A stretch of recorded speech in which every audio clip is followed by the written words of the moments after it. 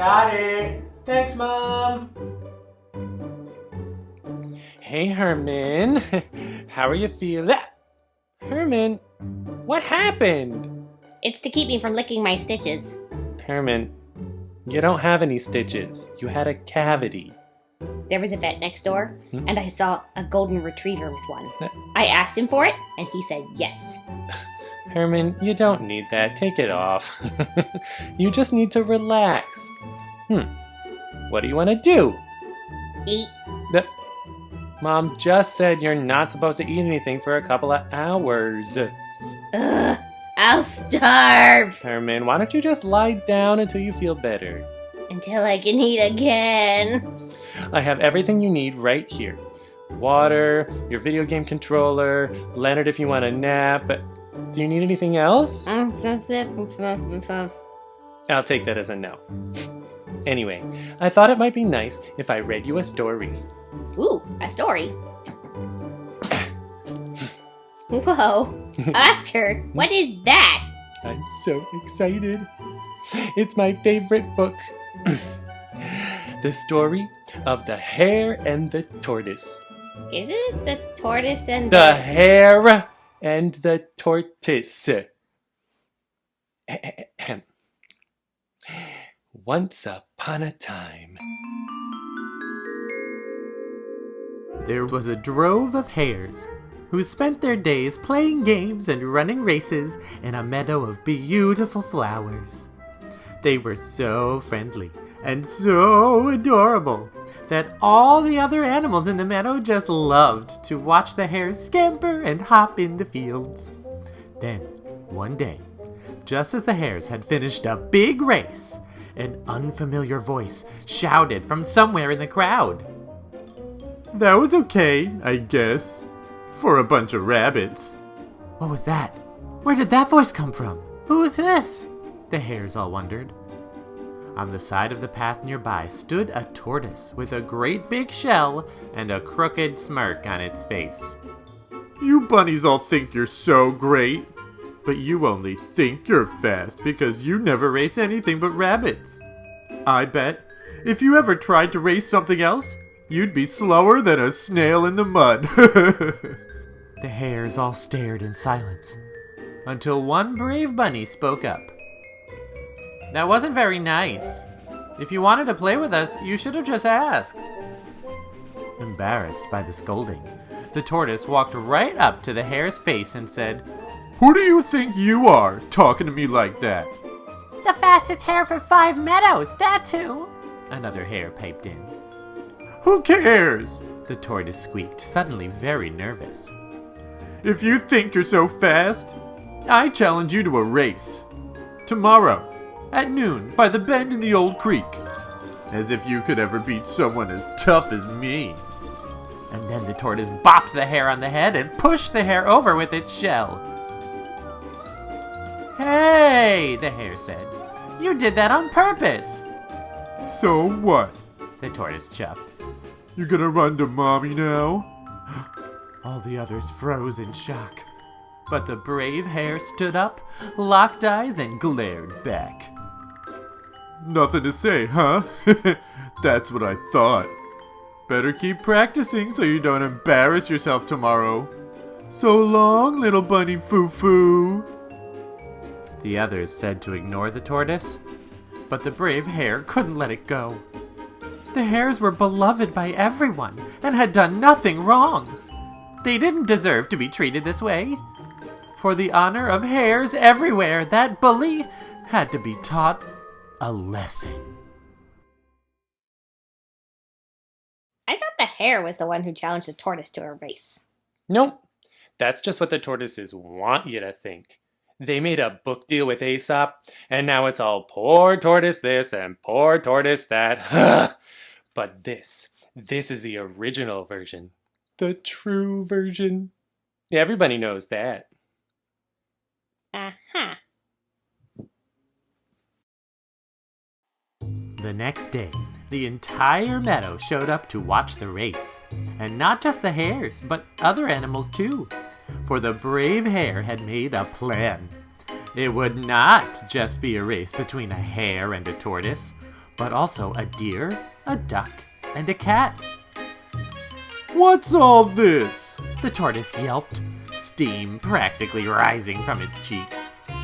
Well, I thought about what you said, replied the hare. About how we never race other animals? So I figured it could be fun to ask a few others to race along with us. That's not a problem, is it? Surely someone as tough as you will still easily win. The tortoise was furious, but what could it do? The hare was not so dumb after all. The tortoise was not at all sure that it would beat the hare, let alone everyone else. But being the sneaky fiend that it was, the tortoise hatched its own plan. Of course! The tortoise slyly replied. The more the merrier. There's just one last thing I have to do before I leave your fluffy tail in the dust. And with that, the tortoise left, snickering to himself. Oh, wow. Such drama. Mm-hmm. This is a lot more involved than I remember it. Oh, you don't know the half of it. You should see the extended edition. It's 3 volumes. Wait, you mean there's more than that? You're not ready for that yet. Let's just stick to this. Okay. Keep going. Keep going. Okay. Where was I? Oh, yeah.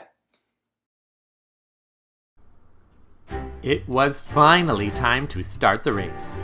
All the animals made their way to the starting line. The tortoise, looking pleased with itself, walked past all the contestants and took its place at the end. The hare, suspicious of that sneaky grin, noticed a chipmunk had joined the lineup. The hare was not sure why this made the tortoise so happy, but couldn't worry about it any longer, for a fox, who had volunteered to referee the race, took its position a little further up the path. It raised its bushy tail in the air, signaling the contestants to take their stance. On your marks! The fox shouted. The hare took a look at all its friends and family watching, their eyes twinkling with fear and pride. The hare knew how much this meant to them, to all hares. Get set! The fox warned. The hare closed its eyes and took a deep breath. It wouldn't be enough just to beat the tortoise. No, the hare would have to win. A flash of red, and the racers were off. The crowd erupted in stomps, squawks, and squeaks. The hare used its strong legs to launch itself forward and ran with all its might. Without stopping, it took a quick peek to see where it was in the mix. As it turns out, the cat had decided the chipmunk was a more interesting prospect and immediately began chasing it in the opposite direction, taking 2 whole contestants out of the race. So that's what the tortoise was up to. Sneaky. I know, but wait, there's more. Besides the snafu with the chipmunk and the cat, all the other animals were still in the game, and Hare was in the lead. The hare thought if it could keep up this pace, it had a good chance of winning. But little did it know, there were more tricks in store from the tortoise. You see, the tortoise knew he was the slowest of the racers and would never win on his own, so he needed a way to ensure his victory. Unfortunately, the other racers were about to find out exactly what Tortoise was up to. Up ahead, the hare saw there were suddenly lots of things in the middle of the path. Rocks and logs were blocking the way, making it hard to run without tripping. Luckily, all hares are fantastic hoppers, so our brave hare began hip, hip, hopping right over all the junk on the course. "Sorry, Tortoise," the hare boasted. "You'll have to do better than that if you want to slow down this hare." "All right, let's show him how a real bunny hops." The hare was feeling pretty good about itself and began hopping faster and faster over all the rocks and branches. However, the hare was moving so quickly that it didn't see a small patch of leaves tucked behind one of the logs. But the leaves were not just leaves. They were a trick, piled to cover a giant hole in the ground. and after a particularly impressive hop, the hare went over the log and right into the pile of leaves, and the poor hare fell down deep into the ground, landing with a thump and a bump on the head. Feeling dizzy and confused, the hare looked up and saw the light from the sky swirling in circles as it suddenly got very sleepy and closed its eyes. Wait. I thought the hare fell asleep because it was so far ahead it had time for a nap. Nope. It was knocked out by the fall. Oh no. Mm-hmm. Did the hare wake up? Is that why the tortoise wins? well- I have to know. Tell me, Oscar. Tell me! Herman! Don't worry. The story's not over yet. Phew. Back in the race, nobody knew that the hare was in trouble. The deer, also quick on its hooves, leapt its way over all the junk in the road, right over the hole where the hare lay asleep. And the deer, now in the lead, probably would have won too. But the clever tortoise had more tricks in store. For around the next bend, the deer came to a fork in the road. The race was supposed to go toward the right, but the tortoise had switched a sign to point left. The deer, moving as quickly as it was, never questioned a thing. It turned left and kept bounding away, leaping far in the wrong direction. It all came down to the tortoise and the duck. As the only winged creature, the duck should have flown, but the tortoise was not through with its scheming. Oh, Duck, it's not fair! The tortoise had whined before the race even began. No one else has wings. Why should you get to fly when the rest of us are stuck with our feet on the ground? That's cheating is what that is. This did not make the duck feel good at all. So, the duck agreed to keep things fair by racing with just its waddly legs.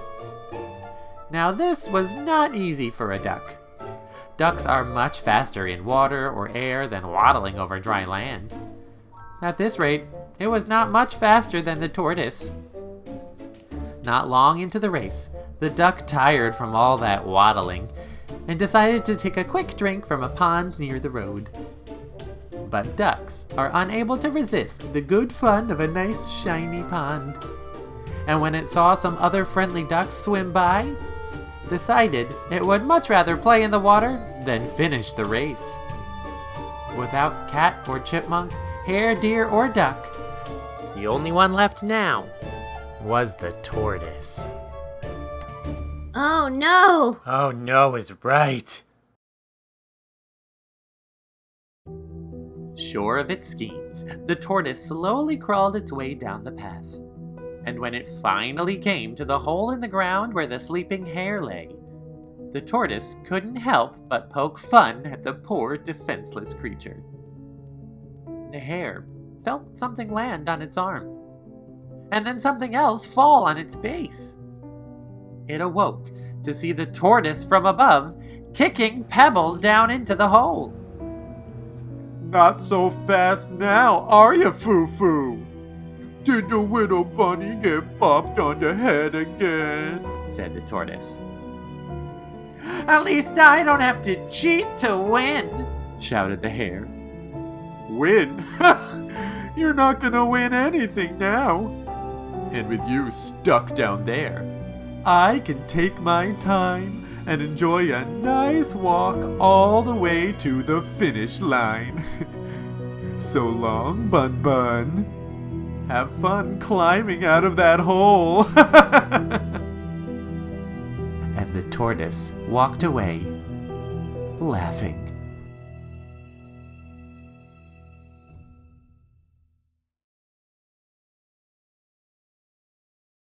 Oscar and Herman Play Inside is brought to you by 4 puppet people. Brought to you in partnership with the Brooklyn Public Library. Be sure to like, share, and subscribe to our channel so we can keep bringing you more free family fun. Visit OscarandHerman.com for every episode, coloring pages, activities, and more. Thanks for watching, everyone. And be sure to catch us next week for episode 3.